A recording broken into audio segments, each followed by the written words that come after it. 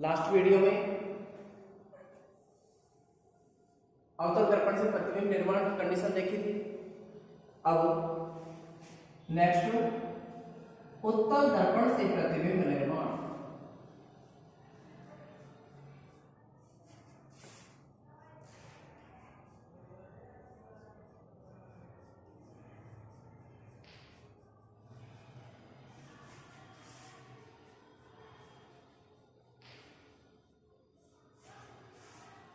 और उत्तल दर्पण से प्रतिबिंब निर्माण के दो कंडीशन होती है। पहला, जब वस्तु अनंत पर स्थित हो, वस्तु या बिंब अनंत पर स्थित हो।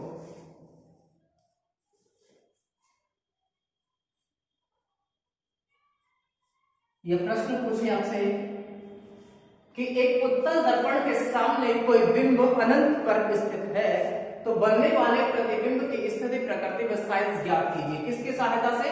किरण आरेख की सहायता से। तो हम देखें दर्पण हमारा उत्तल है, वह गोलीय दर्पण जिसका परावर्तक पृष्ठ बाहर की ओर उभरा हुआ होता है वह गोलीय दर्पण उत्तल दर्पण कहलाता है। इसके एक भाग पर कर देंगे परावर्तक पदार्थ की परिस, तो बाहर वाला पृष्ठ जो होगा वो हो जाएगा, अंदर वाले पृष्ठ पर कर दी परावर्तक पदार्थ की पॉलिश तो बाहर वाला पृष्ठ होगा परावर्तक पृष्ठ। गोलीय दर्पण के परावर्तक पृष्ठ की सीमा रेखा का व्यास दर्पण का द्वारक कहलाता है और गोलीय दर्पण के परावर्तक पृष्ठ की सीमा रेखा का मध्य बिंदु दर्पण का ध्रुव कहलाता है। ये गोलीय दर्पण जिस खोखले गोले का भाग होगा उस गोले का केंद्र दर्पण का वक्रता केंद्र कहलाता है। वक्रता केंद्र को C से प्रदर्शित करते हैं। वक्रता केंद्र C व दर्पण के ध्रुव P को मिलाने वाली रेखा मुख्य अक्ष कहलाती है। मुख्य अक्ष को पीछे की ओर बढ़ाया, वस्तु हमारे अनंत पर है, प्रतिबिंब तो बाईं या दाईं दोनों में से किसी भी तरफ बन सकता है लेकिन बिंब हमेशा बाईं ओर स्थित होता है।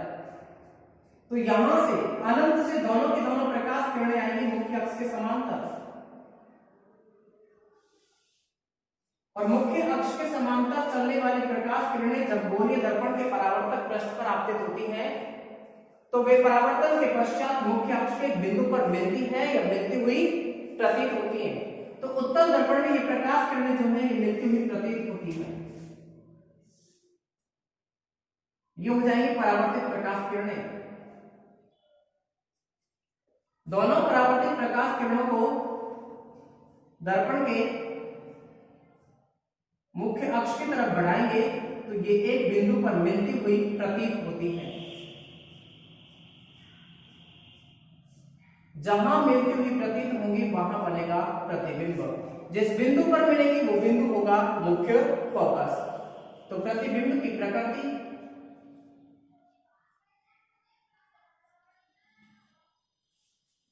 प्रतिबिंब की स्थिति, दूसरा प्रकृति और साइज।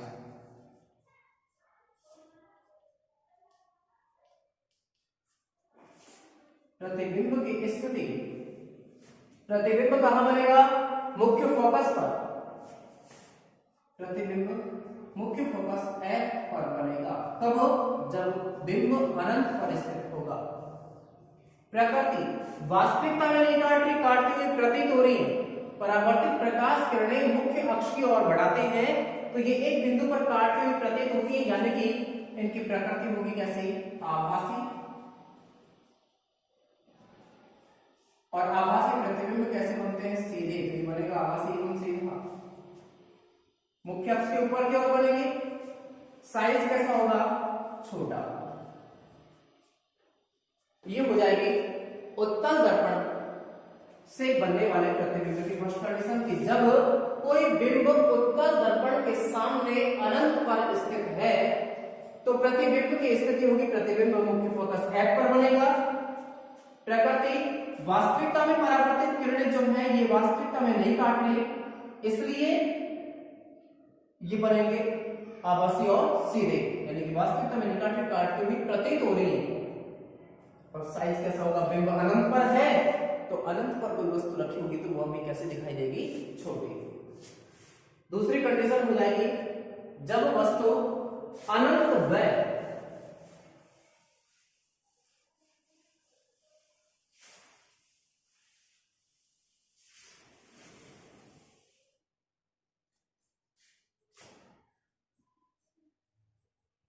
दर्पण के ध्रुव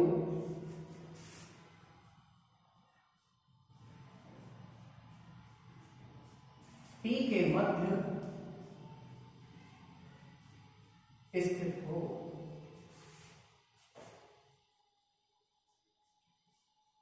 कोई वस्तु उत्तल दर्पण के सामने अनंत व्यय दर्पण के ध्रुव P के मध्य स्थित है तो किरण आरेख की सहायता से बनने वाले प्रतिबिंब की स्थिति, प्रकृति व साइज ज्ञात कीजिए।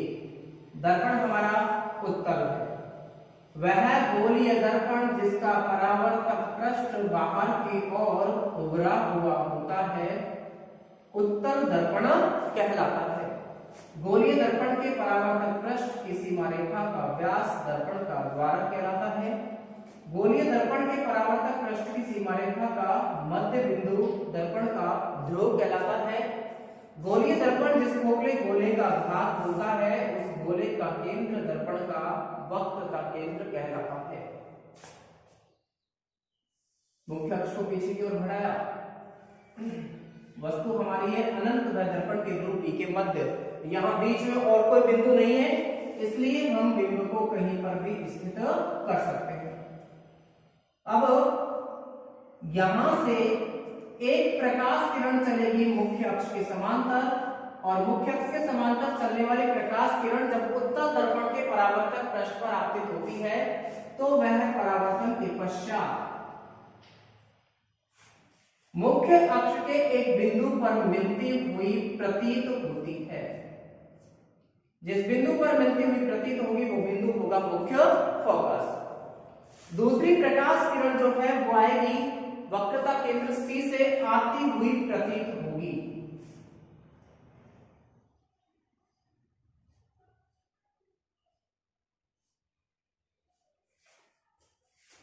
और वक्रता केंद्र C से होकर आने वाली प्रकाश किरण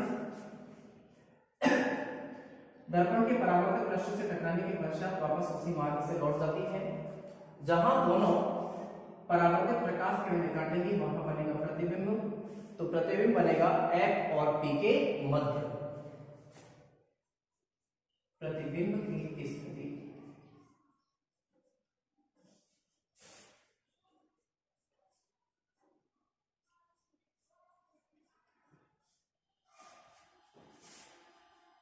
प्रतिबिंब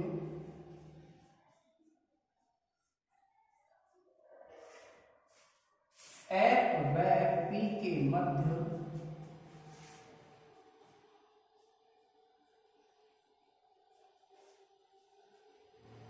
बनता है।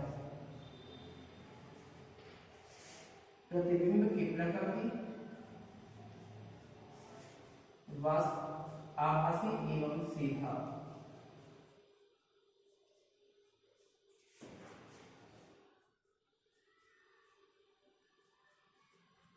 और साइज हो जाएगा छोटा। इस प्रकार उत्तल दर्पण से प्रतिबिंब निर्माण की दो कंडीशन होती है।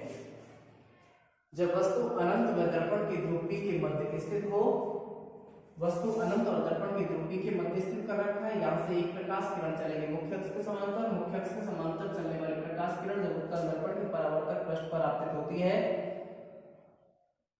तो वह परावर्तन के पश्चात यहां से इसका परावर्तन हो गया, इस प्रकार से लौट गई और इस परावर्तित प्रकाश किरण को मुख्य अक्ष की ओर बढ़ाते हैं तो ये एक बिंदु पर मिलती हुई प्रतीत होती है। जिस बिंदु पर मिलेगी वहां होगा मुख्य फोकस और एक प्रकाश किरण वक्रता केंद्र C से आती हुई प्रतीत होगी। यहां तक तो आएगी, यहां से टकराने के पश्चात ये वापस लौट जाएगी। आगे इसको प्रतीत केवल ये में आते हुए क्या होगी, प्रतीत होगी। जहां दोनों परावर्तित प्रकाश किरणें काटेंगी वहां क्या बनेगा, प्रतिबिंब। तो प्रतिबिंब बनेगा F और P के मध्य। P और F के मध्य। प्रकृति कैसी होगी? आभासी एवं सीधा। साइज कैसा हो जाएगा इसका? छोटा। इस प्रकार ये हो जाएंगे आपके उत्तल दर्पण से प्रतिबिंब निर्माण की कंडीशन। नेक्स्ट दर्पण सूत्र।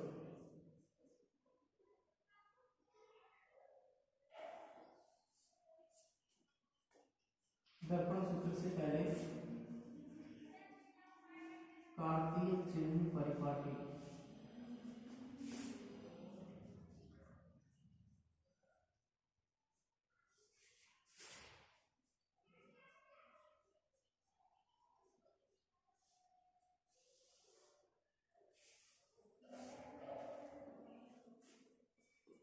कार्तीय चिन्ह परिपाटी। कार्तीय चिन्ह परिपाटी में हम देखें, जैसे ये कोई हमारे पास दर्पण है। दर्पण के परावर्तक पृष्ठ की सीमा रेखा का मध्यबिंदु दर्पण का ध्रुव कहलाता है। इसके बाईं ओर व दाईं ओर। कार्तीय चिन्ह परिपाटी में गोलीय दर्पणों के लिए हम दर्पण की ध्रुव P को मूल बिंदु मानते हुए इसको मूल बिंदु मान करके इसके बाईं ओर की व दाईं ओर की मुख्य अक्ष के लंबवत ऊपर की ओर व मुख्य अक्ष के लंबवत नीचे की ओर की दूरियों को मापते हैं।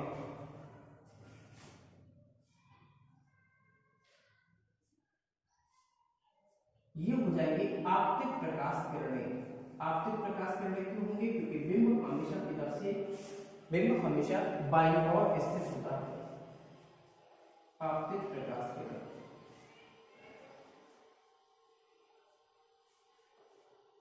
बाईं ओर की सभी दूरियां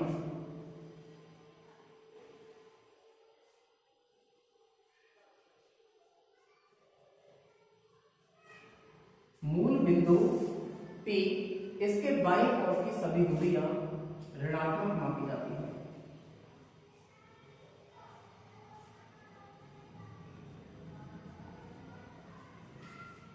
सभी दूरियां ऋणात्मक मापी जाती है माइनस में,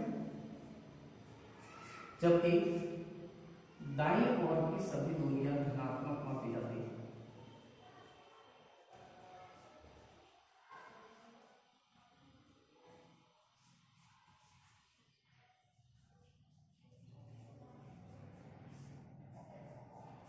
प्लस में मुख्य अक्ष के लंबवत ऊपर की ओर की जो ऊंचाई होगी वो होगी धनात्मक।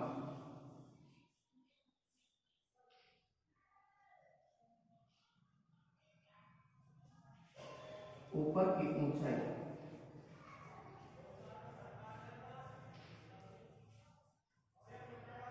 H धनात्मक और मुख्य अक्ष के लंबवत नीचे की ओर की जो हाइट होगी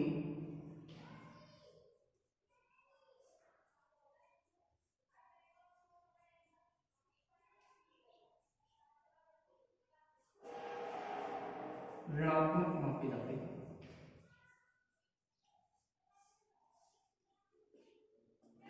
बिंब हमेशा दर्पण के बाईं ओर स्थित होता है, इसलिए बिंब दूरी हमेशा किसमें आएगी? माइनस में।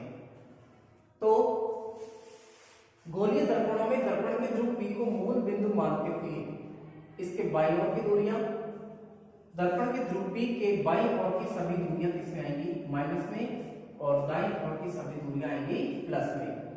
ये मुख्य अक्ष हो जाएगा। मुख्य अक्ष के लंबवत ऊपर की ओर की जो हाइट होगी वो आएगी धनात्मक और नीचे की ओर की हाइट आएगी ऋणात्मक। आपतित प्रकाश किरणें बाईं ओर से लाई जा रही है, यानी कि बिंब हमेशा किधर स्थित होता है? बाईं ओर। तो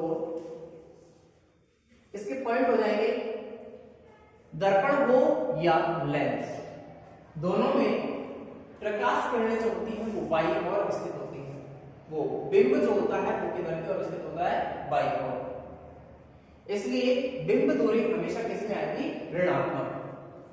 दूसरा, यदि हमें बिंब की हाइट दी हुई है तो बिंब हमेशा मुख्य अक्ष के लंबवत ऊपर की ओर रखा जाता है, इसलिए बिंब की जो हाइट आएगी वो किस में आएगी, धनात्मक में। प्रतिबिंब ऊपर भी बन सकता है और नीचे भी बन सकता है, लेकिन बिंब हमेशा मुख्य अक्ष के लंबवत ऊपर की ओर ही रखा जाता है, इसलिए इसकी हाइट हमेशा किस में आएगी, धनात्मक। दर्पण के ध्रुव P को मूल बिंदु मानकर के सभी दूरियां मापेंगे तो इसमें बाईं ओर की सभी दूरियां आएंगी माइनस में और दाईं ओर की सभी दूरियां मापी जाएंगी प्लस में। मुख्य अक्ष के लंबवत ऊपर की ओर की हाइट आएगी धनात्मक और मुख्य अक्ष के लंबवत नीचे की ओर की हाइट आएंगी ऋणात्मक। अब हम बात करें फोकस दूरी की,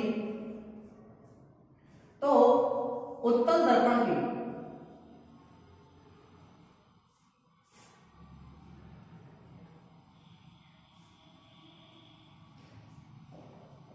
फोकस दूरी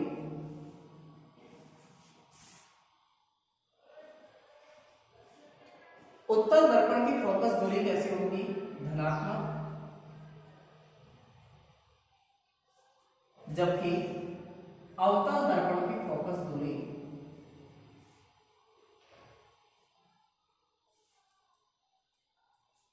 ऋणात्मक होगी।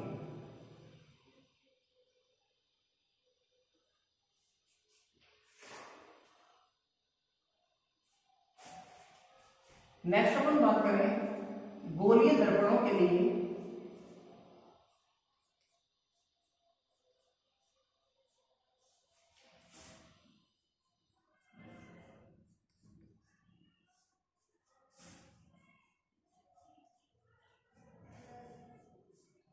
वास्तविक प्रतिबिंब की प्रतिबिंब दूरी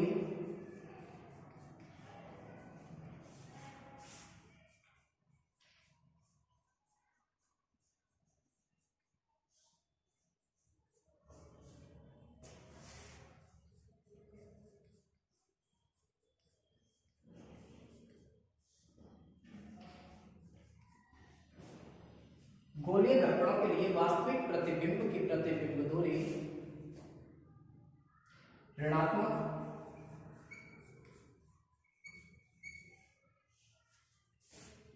व आभासी प्रतिबिंब की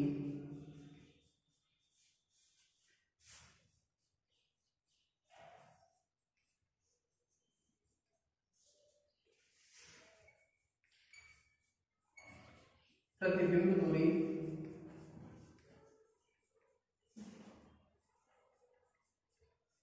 धनात्मक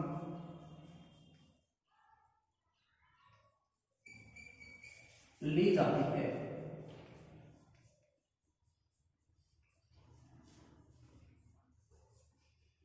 उत्तल दर्पण की फोकस दूरी धनात्मक, अवतल दर्पण की फोकस दूरी ऋणात्मक। गोलीय दर्पणों के लिए वास्तविक प्रतिबिंब की प्रतिबिंब दूरी ऋणात्मक व आभासी प्रतिबिंब की प्रतिबिंब दूरी धनात्मक ली जाती है। बिंब हमेशा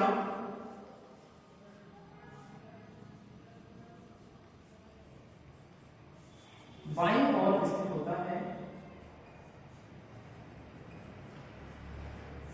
बिंब हमेशा बाईं ओर स्थित होता है,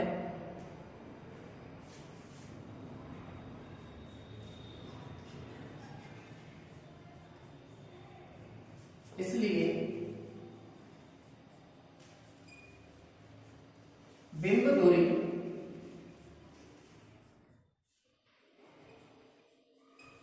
हमेशा ऋणात्मक ली जाती है।